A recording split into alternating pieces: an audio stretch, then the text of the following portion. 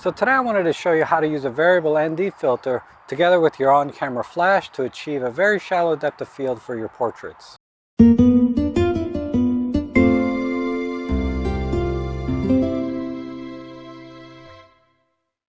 Now if you're not familiar with what an ND filter is, basically sunglasses for your lens. It just reduces the amount of light reaching the sensor.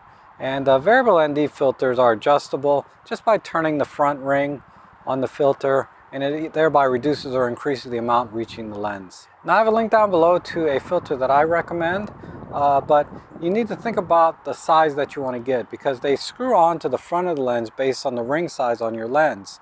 And I recommend getting the biggest one you have relative to the largest ring size lens that you have. So in my case, it's the 75mm f1.8. It has a 58mm ring size. So that's what I'm going to buy. I'm going to buy a 58mm variable ND filter.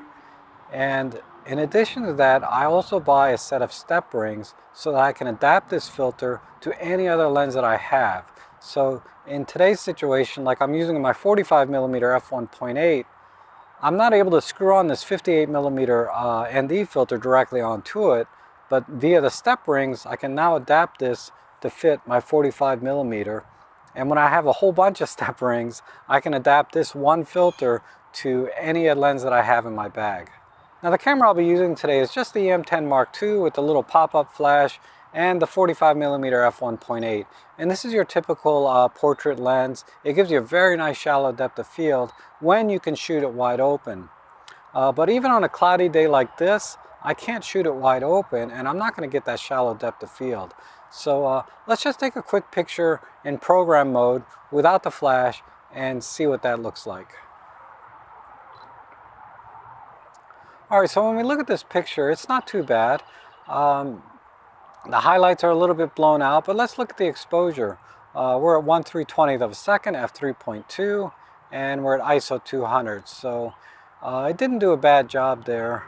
And there's still a good separation of the background, but we can do a little better.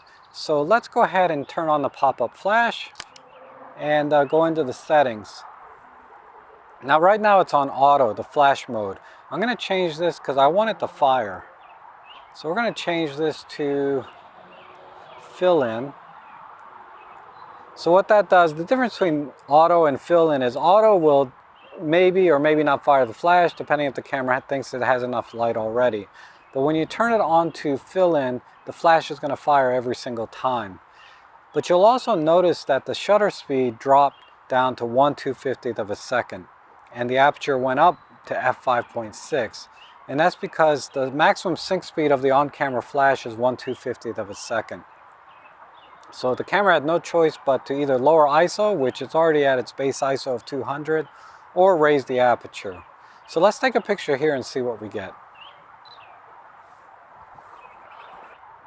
So if we look at this picture, I think it's a little nicer, particularly because the highlights aren't as blown out and I'm exposed a little better because I use the flash. So this is definitely a nicer picture without really doing anything other than turning the flash on. But we can do a little better. We can get the depth of field a little bit shallower, and that's where the ND filter comes in. Because the only thing we can do really is we can either try to lower the ISO down to ISO low, or we can try to reduce the aperture, but we can't because we're already at the maximum shutter speed. So let's go ahead and add the ND filter. Now the ND filter has little marks here. There's a minimum and then down here there's a maximum. In between are all these lines. So I'm just going to start at about the halfway point between minimum and maximum. So let's go ahead and look at the exposure now. Now you can see that the shutter speed has dropped down to 1/60th of a second and we're at f2.8. But we can do a little better. We want to try to get this down to the maximum aperture of f1.8. So what I'm going to do is I'm going to darken the filter a little more and see if I can force that. And as you can see, as I rotate the front ring, I did get the aperture down to 1.8. If I rotate it the other way, as I let more light in, you can see that the shutter speed raises, but also the aperture. So let's go back down and rotate this down towards the maximum. But we didn't have to go that far. So now we're at the minimum sync speed that we set at 1/60 of a second, which is the default setting. And we're at f1.8 and we're still at ISO 200. So let's take a picture here. Okay, so this is not a bad picture. The camera chose 1/80th of a second. We got the f1.8 we were looking for. But what it had to do to achieve that was ISO 500. So what I'm going to do is I'm going to switch over an aperture priority and see if I can do a little better job.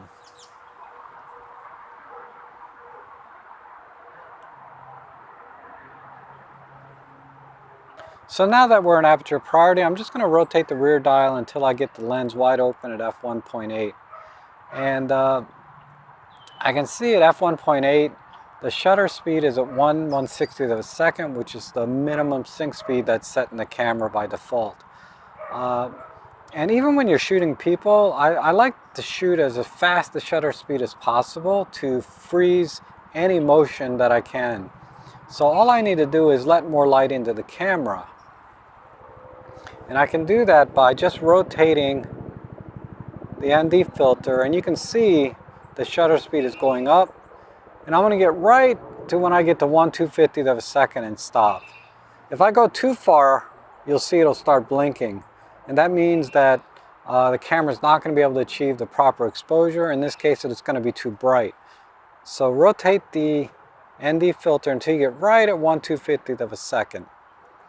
If you want a little bit of a buffer, you can change it to get to 1/200th of a second, but I'm going to do it at 1/250th of a second, just like so. All right, let's take a picture here. All right, very good. So you can see that when I moved into the frame, the shutter speed dropped slightly to 1/160th of a second, and we're still at f1.8, ISO 200. So I think that came out pretty good.